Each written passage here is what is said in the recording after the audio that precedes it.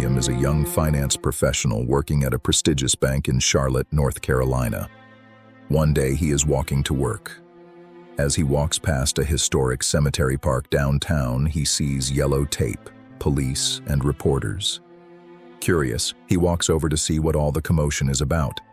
As he looks closer, he sees a dead body arranged as if sitting in prayer over a dug-up grave. A single black rose lodged in its mouth. Horrified, William realizes it's one of his co-workers. The victim is another associate at the firm, a few years older than him. William comes to the office with a sense of unease. The other co-workers have just learned the news as well. A mix of sadness and panic fills the conversations. They are interrupted when a detective arrives. The detective starts to interview the other associates. William waits his turn and is finally interviewed later that day. The detective asks him about the man that was killed. William did not know him well because they work in different industry coverage groups. The detective asks what William did the night of the murder. William spent the night sleeping in his apartment but has no one to corroborate it. Eventually, the detective goes on to interview other employees and William goes back to work. Despite the murder, it's another long day at the office, and by the time he gets off, it's well past midnight. He walks back home alone past the cemetery and feels uneasy. Some of the police officers are still at the scene, and that provides comfort.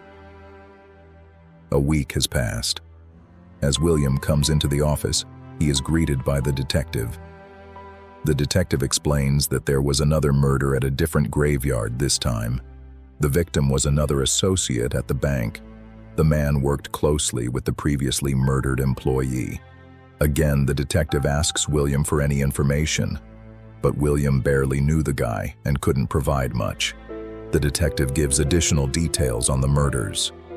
The bodies of the victims had 2 puncture wounds on their necks. They have been exsanguinated, drained of blood, and arranged in a prayer position by a tomb. A black rose was placed in the victims' mouths. Graves were dug up with the remains missing. Both victims were placed by the gravestone of a Blackwood family member.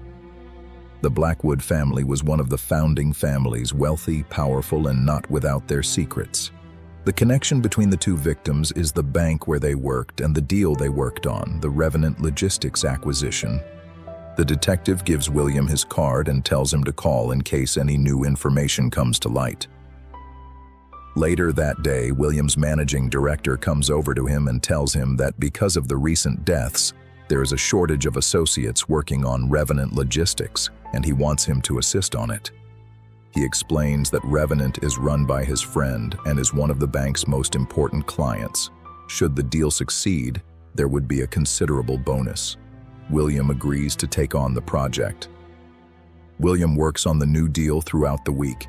He is introduced to a young associate, Leah, and a senior associate, Scott, who are also working on the Revenant acquisition. The 2 are very distraught because they had been friends with the recent murder victims. On Saturday night, they go out for drinks to a nearby bar. Leah and Scott talk about all the good memories they had with the recently deceased co-workers.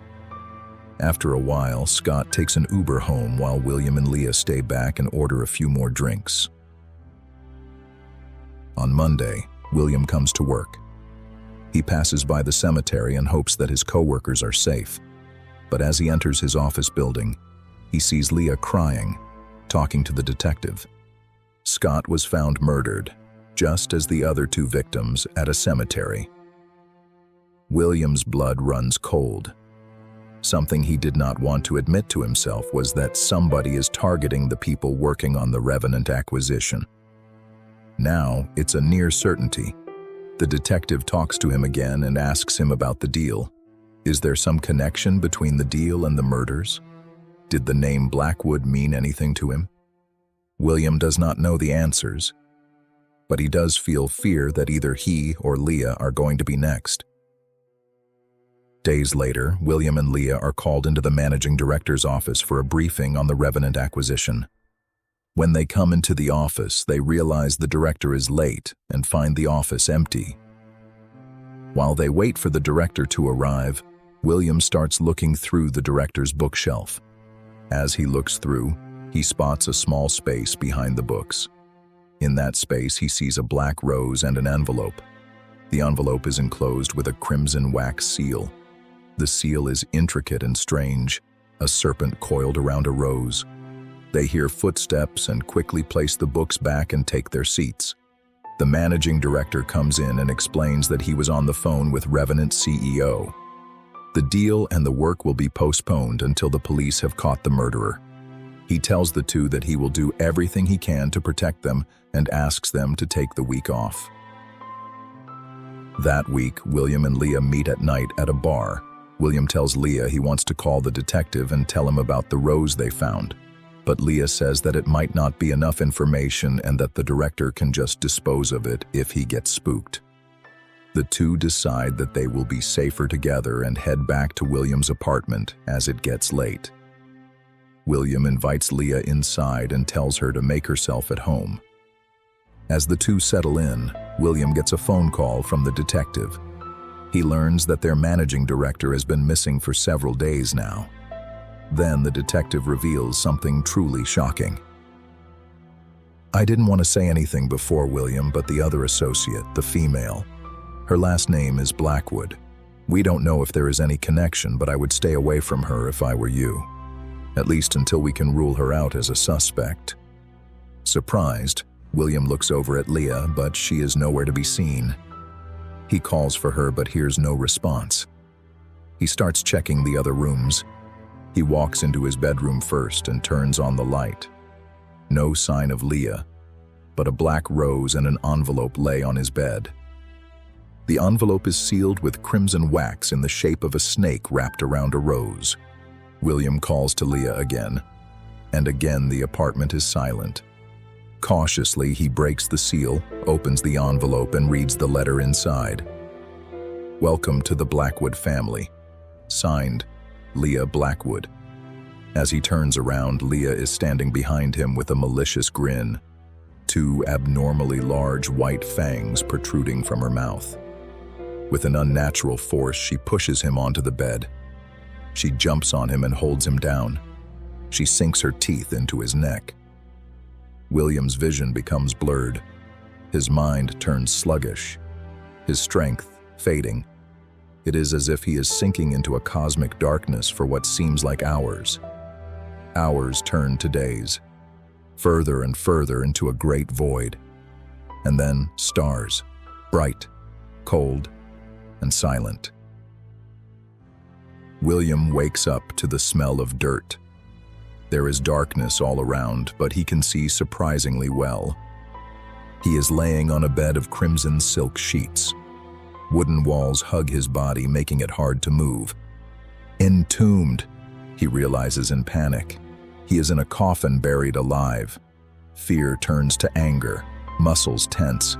He breaks through the wooden coffin lid and starts crawling through the dirt as it falls on him, as it suffocates him. But blind rage is driving him, up and up until he finally feels the fresh air with his hands. He crawls out of the grave.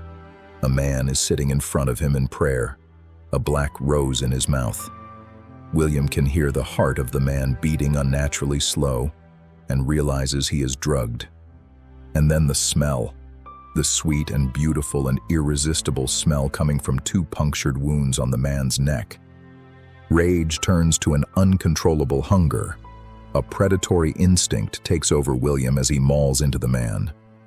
As the life essence is rushed into him, transferred, infused, William hears the man's heart pump slower, slower, and then stop completely.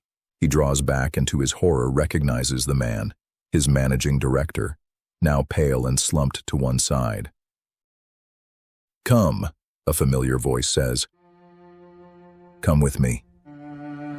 It's Leah's voice. She is standing by his side with that malicious smile of hers.